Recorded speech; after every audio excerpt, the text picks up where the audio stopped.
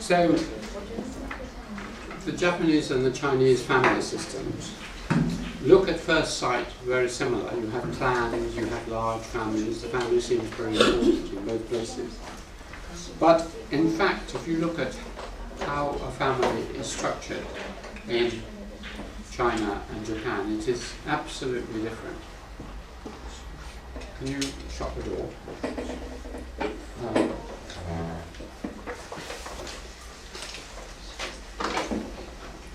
As you may be aware,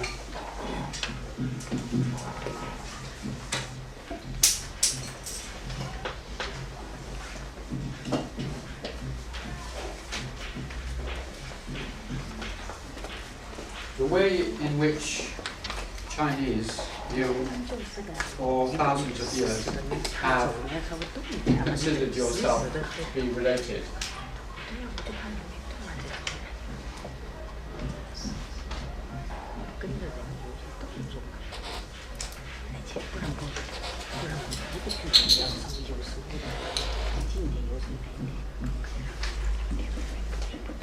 Is through males. If you are trying to work out who your ancestors are in China, you think of your father, your father's father, your father's father's father. So it goes up like this.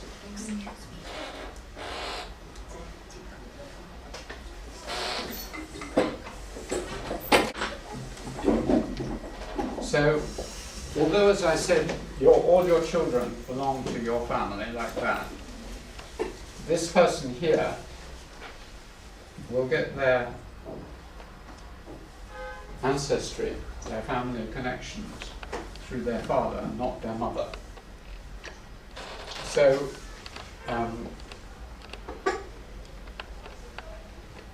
it's a patrilineal agnatic system like that.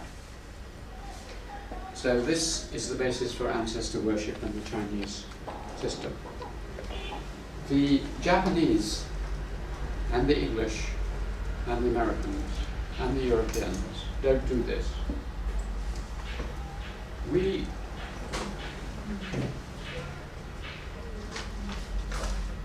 Well, easy to show. We trace our families through both parents, mothers and fathers. It's called a bilateral system. So this person traces her family through her father and her mother and backwards. So you have a spreading outwards. Your mother and father are equal, your grandparents on both sides are your relatives equally, and so on and so on. Now this bilateral system is quite unusual, but it is the one that the Europeans have, the English have, the Americans have, and the Japanese have. But you are like the Indians, Vietnamese, and so on. The Tibetans actually have the same one as the English, the Cognatic different system. But Han, Chinese are different.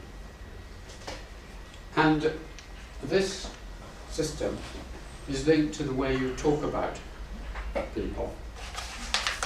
So the way I talk about people is I think of myself in the center here, and then I have brothers and sisters and fathers and mothers, and then I have uncles and aunts and nephews and nieces, and then I have cousins.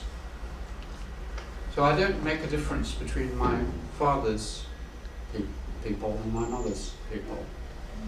In this system, you would call your father's brother by a different word to your mother's brother. This is the system you have in China, as you know.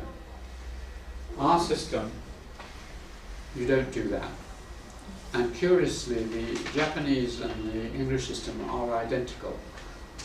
They are known by anthropologists by the same specialist term, which was derived from people living near the North Pole, the Eskimos, both the English and the Japanese have what is known as an Eskimo kinship terminology, same as the Eskimos, which again suggests the Japanese came down from Siberia in a different route from the Chinese. So our way of considering ourselves in the center of our network is totally different. Again, the way we think of how we own property and how we pass it on to our children is totally different. Traditionally, in the Chinese system,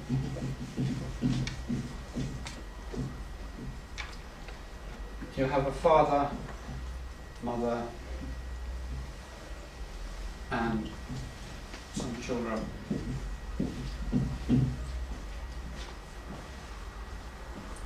They own a farm, and the parents and the children own this really together. There is no idea that this farm, their farm, belongs to anyone. It belongs to them all. When you are born, you are part of this farm. Doesn't belong to your father or your mother. It is yours from the moment you are born. And that means that when your parents die, you have an automatic right, because this is yours anyway. So you have an automatic right. All the children have an automatic right, and all the boys have the same right. So all the boys will inherit some land. All the girls will be given some property and dowry payments when they get married. Shared equally, no division, and no possibility that this person can say, well, actually I don't like you, I'll give it to someone else. There is no way of making a written will, or to give it away. It's just automatically between them. I've seen this in where I work with Sarah in Nepal.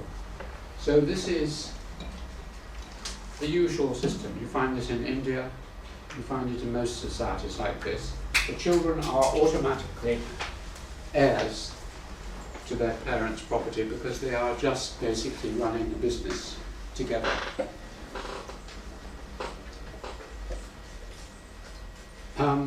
On the other hand, the Japanese system,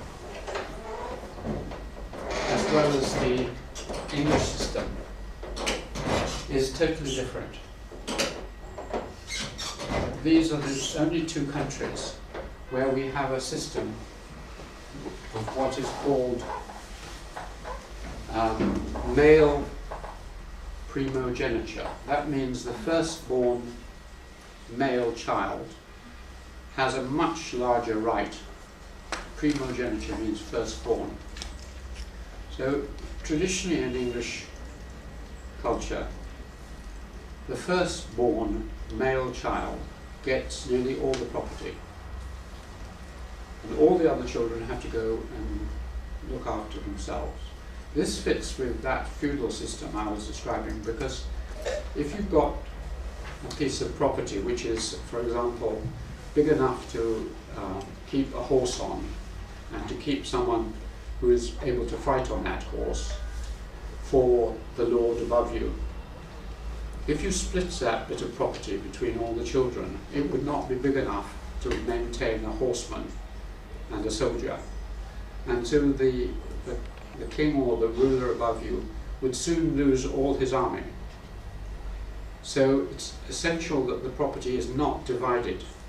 It remains big enough to do the services for the person above them. So in Japan and in England, you do not split the property. So that means that when a child is born into the English system or the Japanese system, they have no automatic right. There is a famous saying in one of our law books, which, when you translate it from the Latin, means no one is the heir of a living man. That means no one can automatically assume that they will get any property while their parents are alive. Because as your parent dies, he can suddenly decide, don't like this person, I'll give it to someone else. So in England, we can make a will and say, I don't like my children, I'll give it to Sichuan University. And my property is Sichuan University. Or you can, while you're alive, you can sell it all. You don't have to leave anything to your children. There is no legal necessity to leave your children anything. Or if you want to get a stranger in to look after it, you just get rid of your children and bring in a stranger. And it's the same system in Japan. Something like 1 in 3 Japanese families traditionally, the son was not considered to be very good at farming or running the business or whatever. So they would just bring in someone, get rid of their children, and bring in a stranger. You would have what is called adoption. That is, you make them your family. So in Japan you can adopt anyone, strangers, people from other families. China traditionally you could not do that at all. There was a very complicated systems of adoption in China, but they had to be relatives, they had to be your blood if you were going to adopt them in. China and Japan, they can be complete strangers. So, in a way, the result is the Chinese have a very powerful, blood-based, male descent system with very large family groups, clans as they call it, whole villages with clans in them. The Wangs, the Lees, the Shus, and so on. This did not happen in England. We have no clans in England or in Japan. So in Scotland, which has a different system, closer to yours, you do have clans. I belong to the clan Macfarlane, which had its own lands and so on. But in England, no, and in Japan, no. This doesn't mean that the family is unimportant in Japan. It is still important, but it's a different kind of family from your Chinese family. Because what you do is you don't worry too much about the actual birth family, where you were born into. But you take the idea of the family and you spread it out as a way of thinking to much wider groups. So in Japan, famously, almost all organizations become like a family. If you're working in a factory, if you have a shop, if you have a farm, if you have a university, all the people working together and living together are treated more or less as if they are one family. This is one of the reasons why Japanese factories and so on work very well indeed, because all the people there feel a sense of being part of a larger, actually blood relatives, but they feel part of being this large family. And this was also even true of the families. Westerners who went into big Japanese families, they think, oh, look at all these family members getting on so well. But when they asked people how they were related, they found they weren't related. They'd been brought in from here, brought in from there. Few of them were, but they were an artificial family. So the Japanese have artificial families, which they spread outwards. I think I'll just have one more session, one more topic. So, gender and sexual relations.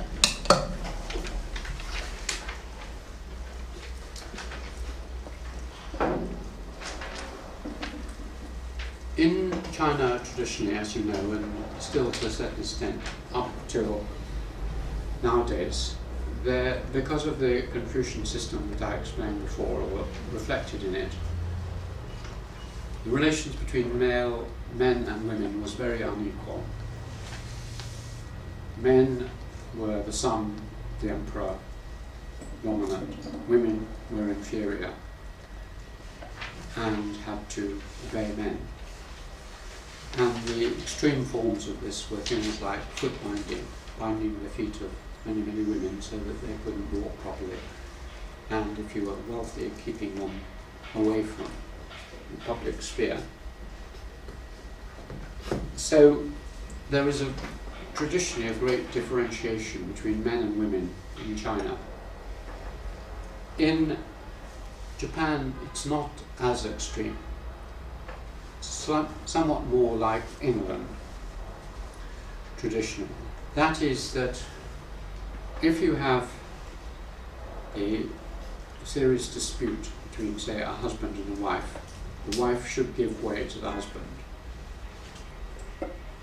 But when a woman is not married, either before she marries or when she is widowed, she is equal to any man. Women can do, in Japan, most jobs. Women were warriors, they were business persons, and they did many, many jobs. The greatest writers in Japan were women. So traditionally in Japan, women have had a high status relative to men. They have to talk differentially to men, using language which points upwards to the man. And they were unable to do some jobs, but on the whole, the relationship is fairly equal historically in Japan, much more so than in China. But traditionally in a household, often the women were the dominant person. They were known as okami-san. Kami is goddess, or god. So the housewife was the goddess. She kept the money, she bought things for her husband, she would tell him what to do. If you watch Japanese movies and so on, you see often the women are the powerful people in the households. So there's much more equality there. What is very different also is the attitude in Japan and China towards the human body, and particularly the sexual side of the human body. And this has caused a great deal of trouble between the two countries, particularly in the Second World War.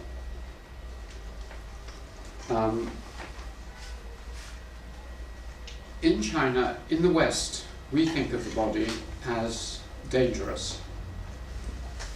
It is a source of temptation, and particularly sexual temptation. The devil will get hold of your body, put nasty thoughts in your mind. Your body is impure. You are fighting against your body in our philosophy. On the whole, as far as I can see in China, because you don't have that religious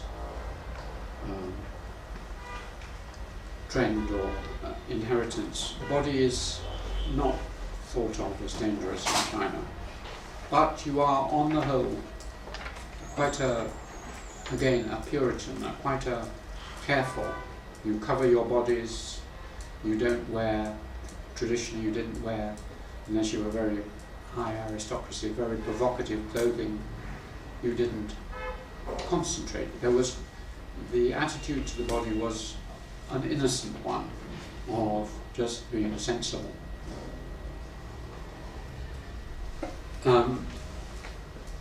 But there was what we call modesty.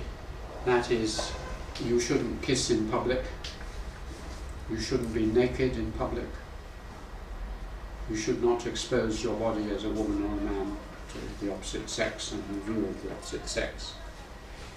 And on the whole, the pornographic, that is explicitly sexual literature and art in China is quite a small part of its tradition. This is totally different from Japan. There is some similarity. There is some innocence And there is some idea that you should behave modestly in public. You should never kiss in Japan, in public, for example. On the other hand, the body in Japan is completely neutral. It means nothing sexually. So until the British Westerners came and told the Japanese, this is horrible, the Japanese they were quite happy to be naked. For instance, you had baths and springs, and you went to these, men and women. They would just take all their clothes off, men and women, and go and swim around in the same stream. No sex involved, just the body is just normal, nothing special.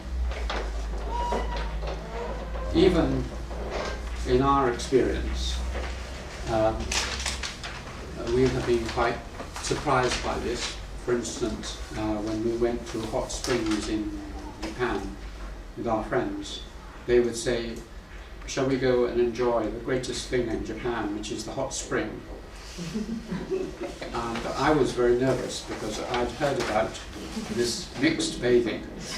And so we were going down the corridor towards the baths, and there was my friend, the professor, and his wife and his daughters and Sarah, and I thought, oh dear, we're all going to jump into this bath together. In fact, now you split the sexes, so Sarah went off one way, and I went off with my friend another way.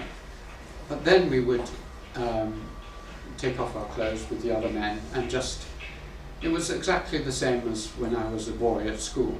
We used to all have naked baths together, and we thought nothing of it. So, on the one hand, the Japanese are very innocent about their bodies, and they often used to walk around with women with the top part of their body no covering. So when the Western missionaries came, they were very shocked, and they said they must cover themselves over. So this is, I sometimes think, I mentioned that a lot of Japanese came up from the Pacific, and famously in Hawaii, Honolulu and places, women don't wear anything above the waist. So this may have been an influence coming up from the south. Anyway, the missionaries got to them to cover over. But the great difference, of course, is that alongside this innocence and openness about the body, there is a huge interest in the sexual body. So Japan is the most famous country in the world for pornography. Very explicit, huge pornographic literature, art, very famous for its prostitution. All around every city there were many, many brothels, and also for its sexualized entertainment industry, geisha, micro, and so on. And so women were seen in Japan as the sexual objects for men who could be used. Didn't say anything particular about the relationship, but sex in Japan was just like eating or going to the toilet. It's just a bodily thing. Smoking a cigarette, having sexual intercourse, having a nice meal, having a drink, all the same. So when the Japanese armies came to Japan and to China in the early part of the last century, they thought the Chinese must be just the same. So famously, they just recruited lots of Chinese women to come and help their soldiers, comfort women, they were called, because they thought the soldiers would need sex and would be lonely and so on. And there was no problem. In Japan, there would have been no problem in sending them out and recruiting comfort women. In China, of course, it broke many taboos and was horrible and disgusting. And so there was a real clash of understandings.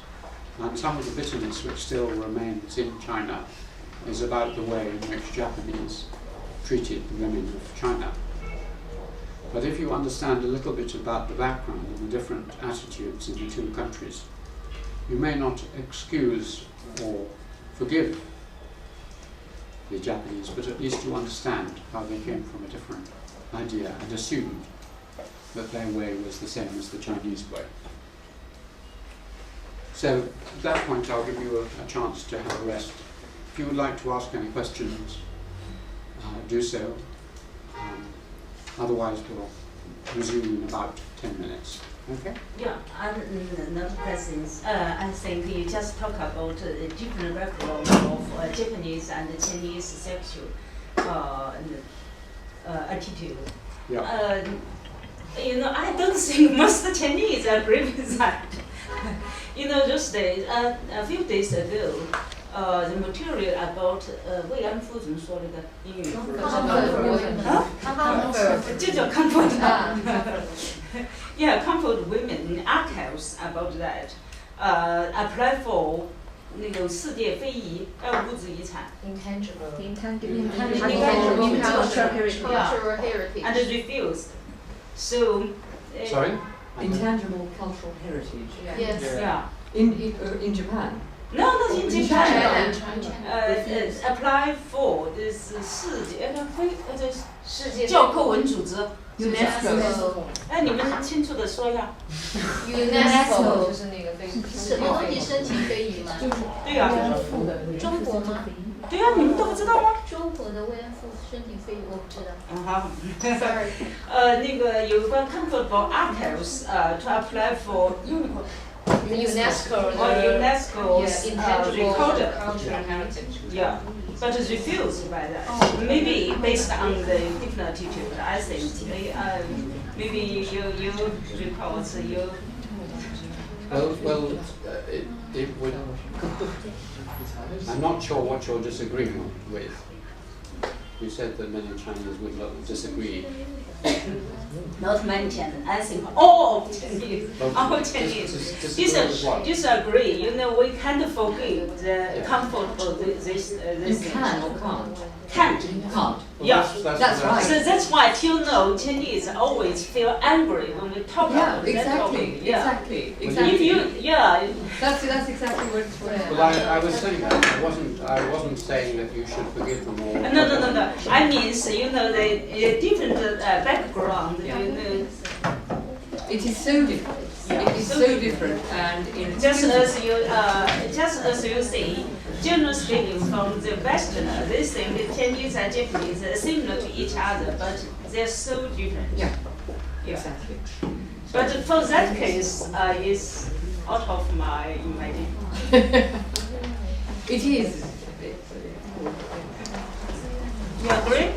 我明白，就是你的意思就是说那个即使是说是那个什么那个双方的对身体的这种还有对性的这种理解不一样，但是呢，让中国人来接受这个观念是不可能的。前不久就是南京大屠杀的那个就是记录，和慰安妇的记录两个同时是不同的两个项目，都是申请非物质就是教科文组织的。这个是文化遗产。叫非遗吗？是还是？不，这好像叫记录，什么都是非遗。世界记忆，对，世界记忆。但是呢，南京大屠杀那个申请被批准了，慰安妇的呢就没被批准。我想没被批准，肯定中国人很多感觉好像不能接受，觉得同样是历史事实，为什么他们没有接受？可能也根源于。从那个教科文组织来说，他们不同的可能会考虑到像安伦教授这样的一个观点，就是不同的文化背景对这个问题看法不一样。对。就像他刚才讲的，在日本，就像吸烟，就像喝茶，是收口的，对啊，对啊。所以，但是在中国，这个对身体，这个简直所以我在想，他可承认了，就相当于对那美国，比如说美国大兵在很多国家的那种排港啊，这些也是一种我想肯定是不同的文化背景看的同样的一个问题是不一样的，所以呢，我们认为我们想当然的认为应该得到同情的，应该得到大家都应该做一个耻辱来记忆的，别人不以为然。从联合国教科文组织对他的拒绝，我想有可能是这一方面。我在看他的最初给我这个 abstract 是注重你的那个。Right. Japanese concepts of identity and the person and social relations. As I said earlier in the morning, the Chinese are structural people. You cannot have one hand, you have to have two, yin yang. So, in that sense, Japanese and the Chinese are similar. They are both structural civilizations. On the other hand, the degree to which the Chinese and the Japanese are linked to each other is very different. You are yin yang. The Japanese are undivided. This is represented by a way in which the Japanese sometimes talk about their society as a natto. Natto. It's a kind of food. When you want to make very delicious food, you get lots of little beans, soya beans, you put them in water, and then you let them grow, all their roots, and they form a very complex network of intertwined, as you see here. So this is one Japanese, this is another Japanese, this is another Japanese.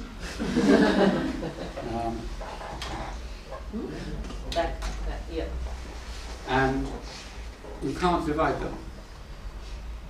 You can't separate them out. So every Japanese is entwined with every other.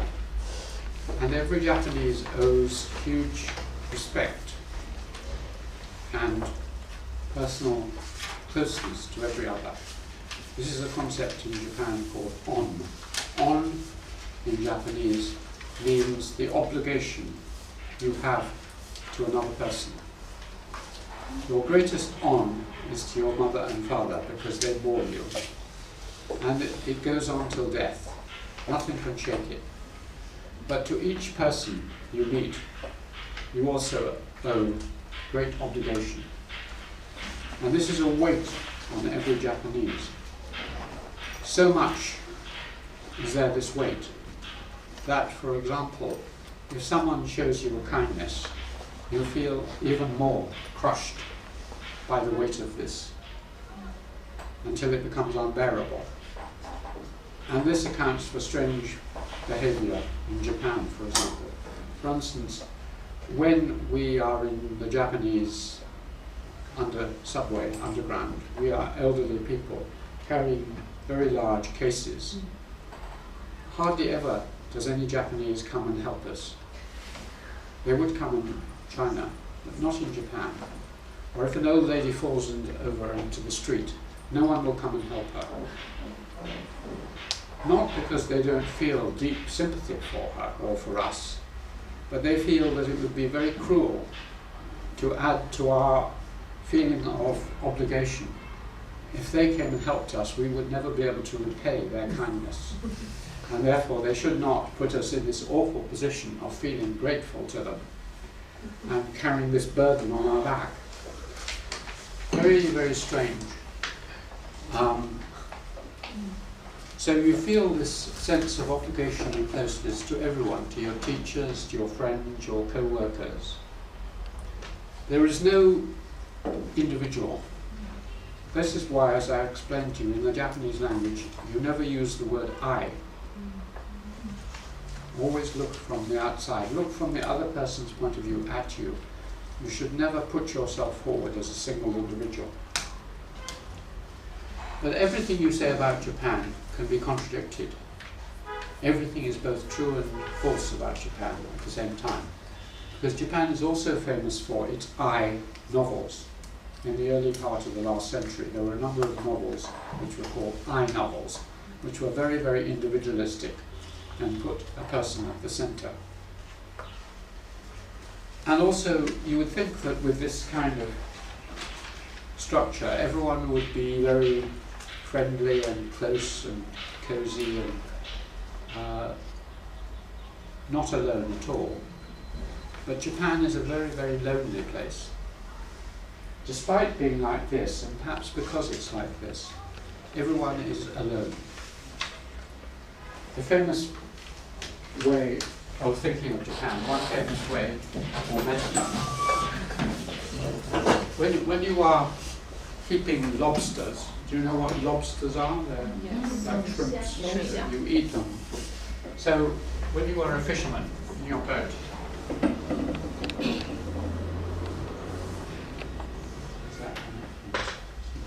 anyway, when you are in your boat here, you go out to catch, to get lobsters. You put down a piece of rope and you put lobster pots. And these have, each of them has a little bit of food in it. And the lobsters come along and they say, oh, there's a nice house. So the lobster lives there, lobster lives there, lobster lives there, lobster. And some months later, we go back and pull all these up and each of them has a lobster in it. It's a way to catch lobsters. That is Japanese society.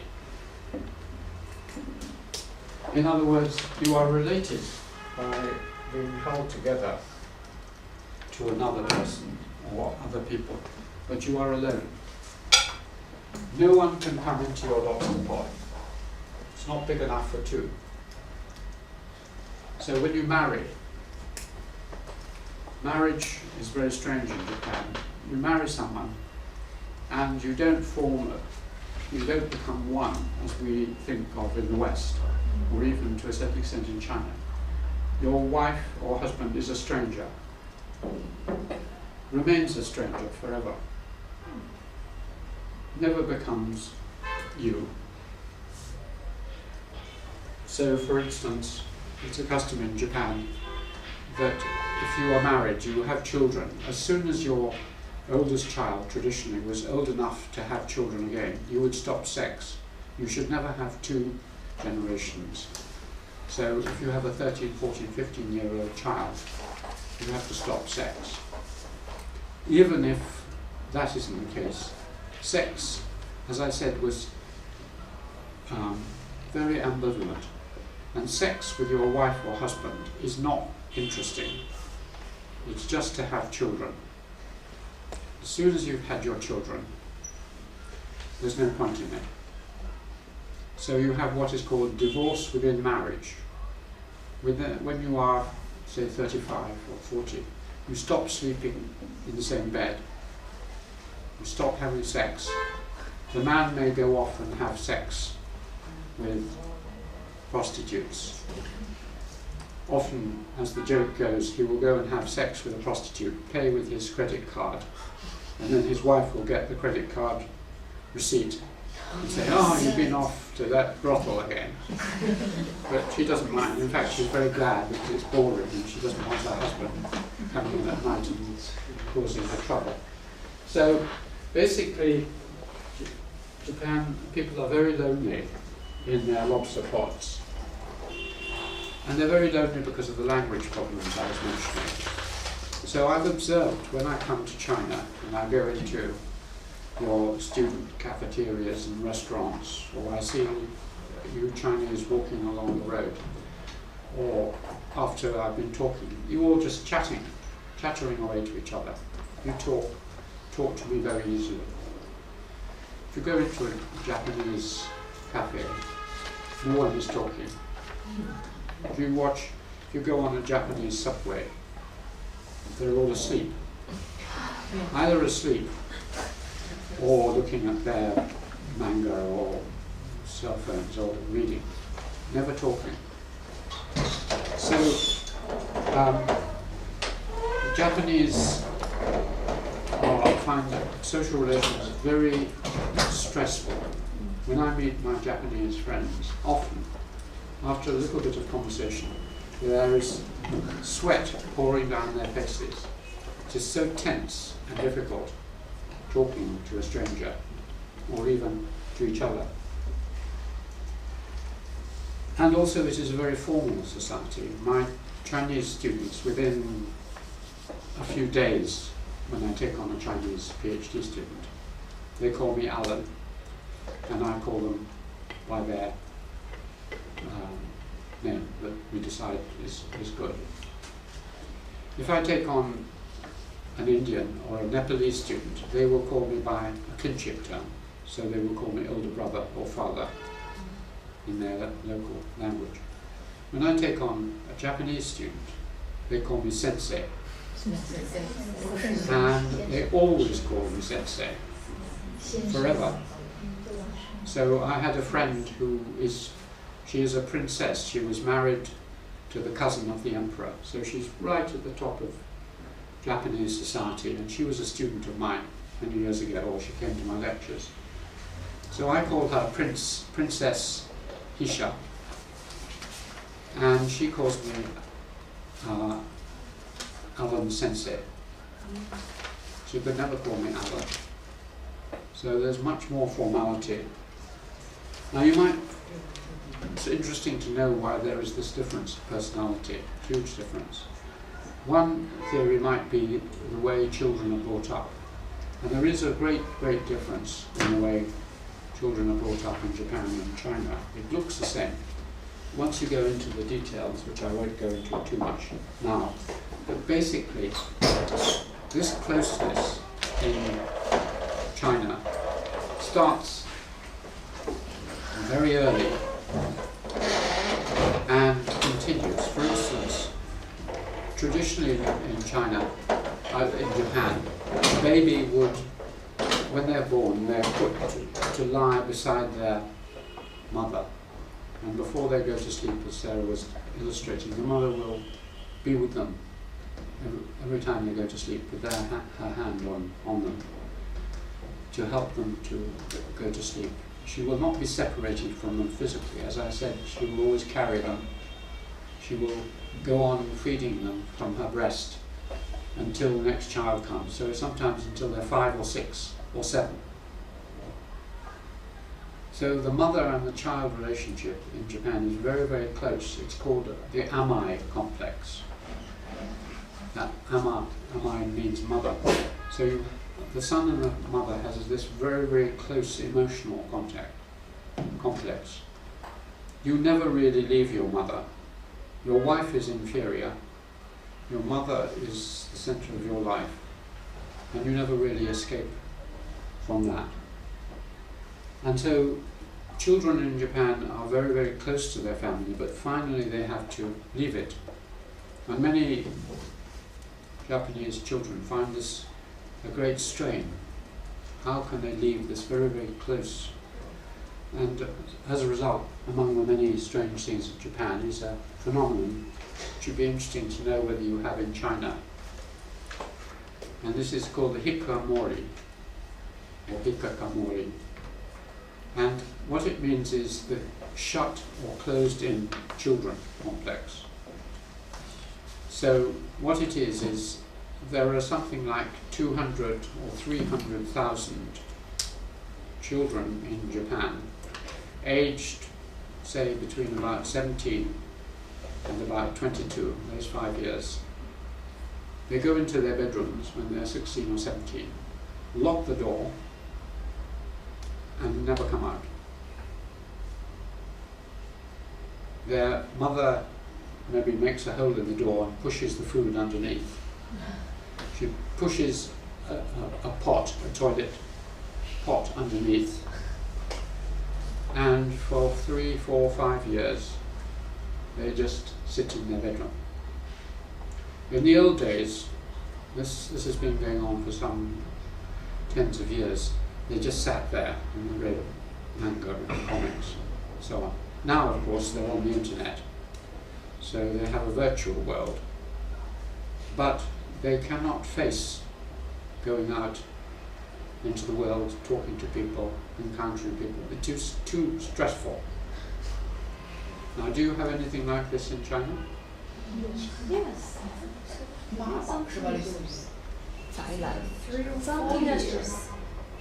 Alan was talking about 3 or 4 years, his children. 3 or 4 or 5 years they do this in China? There's division between you. Maybe the child was just get angry with their parents or just be naughty and not lock themselves inside their room for one day or a few hours. But locking yourself in for 4 or 5 years? No, I don't think so. Actually, this is, I mean, it reminds me of another, which illustrates this difference.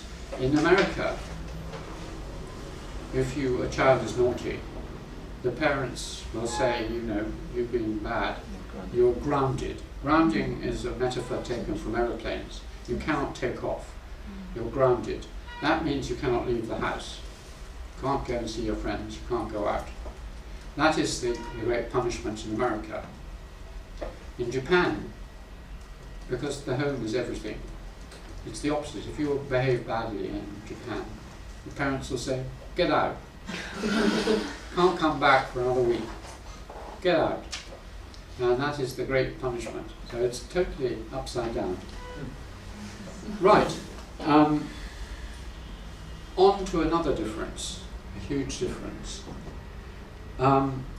This is related to quite an interesting idea in anthropology called the idea of purity and danger. Certain things are pure, clean, you can touch them, you can eat them. Other things are impure, you must not touch them, you must not eat them, you must not come into contact with them. They are dangerous. So impure things are dangerous, pure things you can eat and touch. And in Japan, this idea of purity and cleanliness is very central to the whole of understanding of Japan and totally different from China. I mentioned it in relation to houses, that you cannot go into a Japanese house. When we first went to Japan, our friends were absolutely terrified, worried that we would not realize when we went into people's houses or whatever that we had to take our shoes off.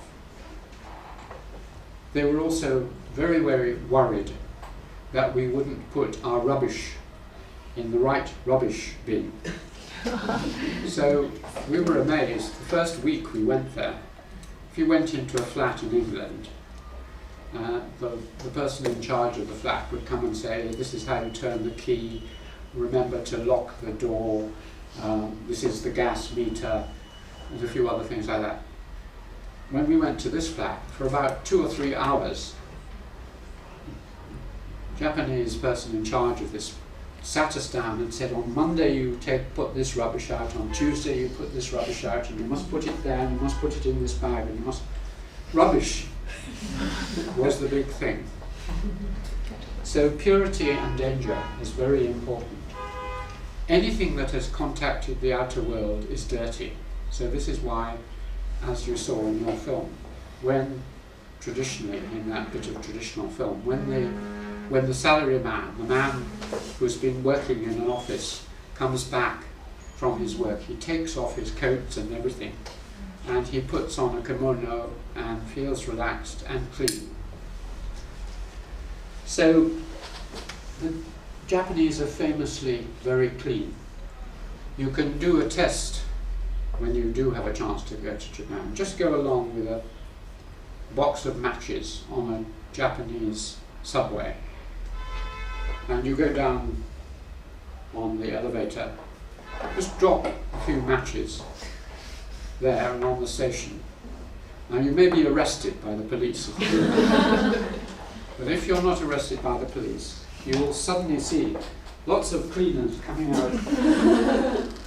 Every little cigarette end or matchstick is quickly taken away. Absolutely spick and span. Now the Chinese are not like that. Thankfully. Thankfully. They had a reputation in the West of being rather dirty people. This is the 19th century when, of course, you had many pigs and ducks and big cities. People spat, which is considered to be unclean in the West. So there was a reputation that the Chinese are not clean.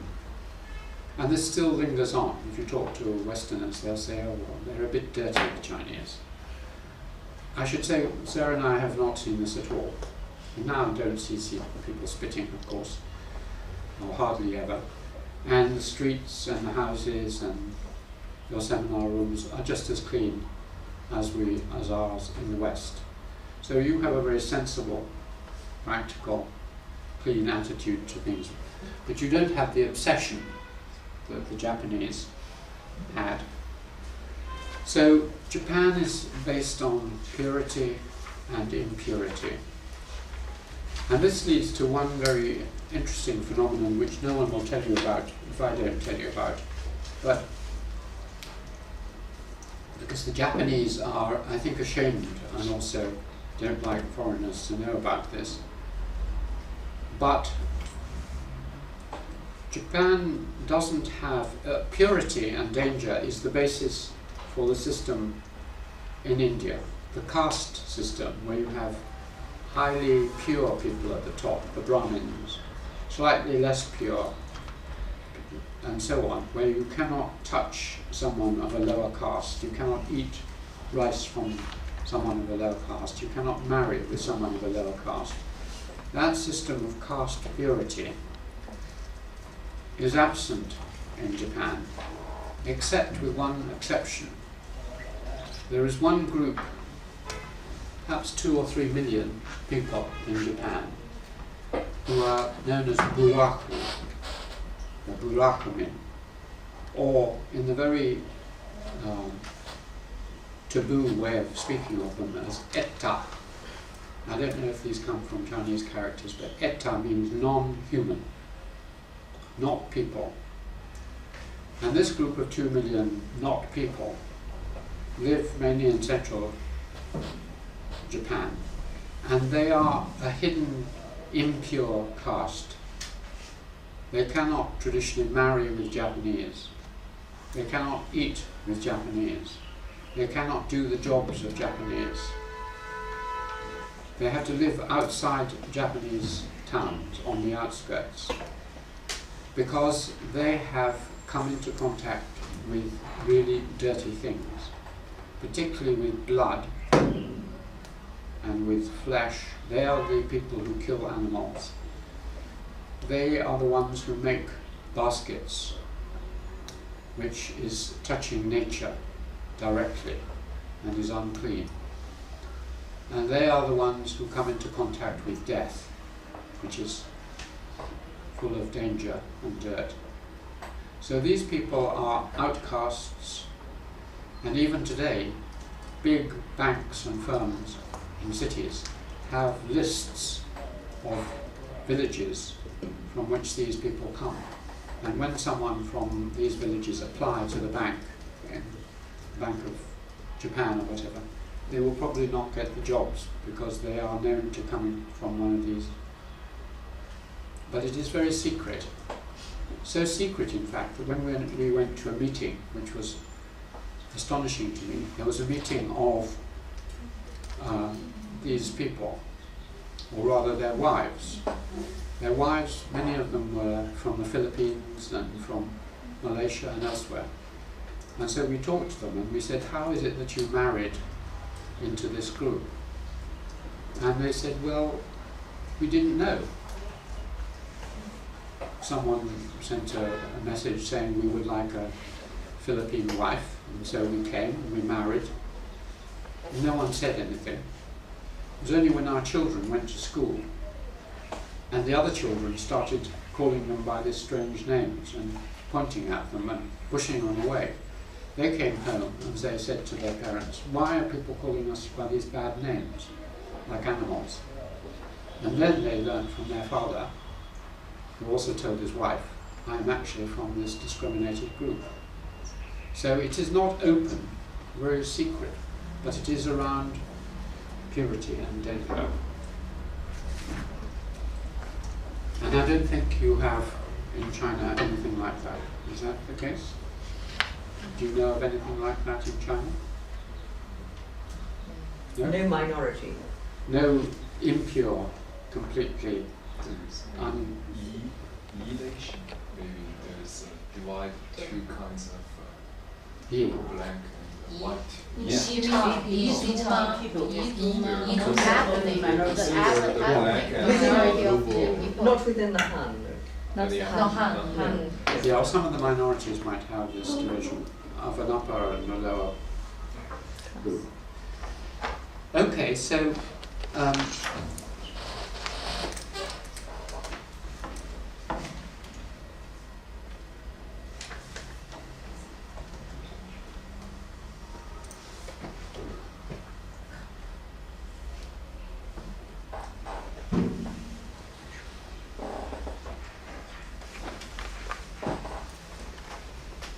the attitude towards the outsider, which is very interesting. Japan, as you saw, was an island. And people who live on islands, like the British or the Japanese, tend to think of outsiders who live over the sea as inferior and strange and barbaric and not quite human, perhaps. In the case of the British, because our sea is very narrow, only 20 miles, and we've had many, many, many people coming, and we go over there a lot. This is only slightly present as a way of looking at the outsider. Japan has a long sea, and as I said, they have been very careful about who they let come into Japan. So the Japanese think of themselves as their NATO closed set of people, and outsiders as barbarians, probably inferior and dangerous, almost polluted and impure. So, for example, traditionally, if you were a Japanese sailor in a sailing boat and you went sailing through the Chinese seas as they did, they were often pirates or something like this, and then you got wrecked, so you didn't come back on your Japanese boat, but later somehow you got back to Japan.